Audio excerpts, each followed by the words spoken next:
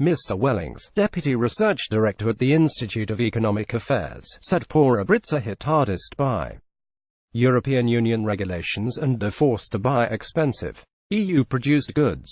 Speaking exclusively to Express.co.uk, Mr. Wellings said the EU is hugely dependent on the UK economy as a destination for its exports, and that's actually probably the biggest cost of being in the EU, that British consumers are forced to buy expensive EU-produced goods rather than buying cheaper goods from the rest of the world, and it impacts particularly enormously on poor families who can't buy cheaper food from places like Australia and South America.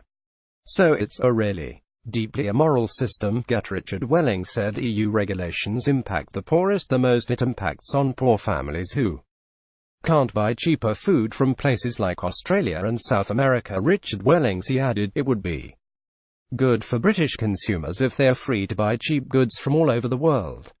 The Institute for Fiscal Studies IFS warned in July that Brexit has the potential to have substantial impact on food prices for Britons, but Wetherspoon's boss Tim Martin said it is very surprising that British retailers have said food prices will rise after Brexit. Mr. Martin said Britain can save £200 million a week because food prices will be reduced once the UK leaves the EU in March 2019. He said, what actually is true is that the EU charges tariffs to non-EU countries when we leave the EU. If we leave in March 2019, Parliament has the power to eliminate those tariffs. If it does that under World Trade Organization rules, which it is entitled to do, it automatically means there are no tariffs from the EU. CEO of the British Retail Consortium Helen Dickinson claimed on Tuesday that food prices will rise after Brexit unless the UK can replicate EU trade deals.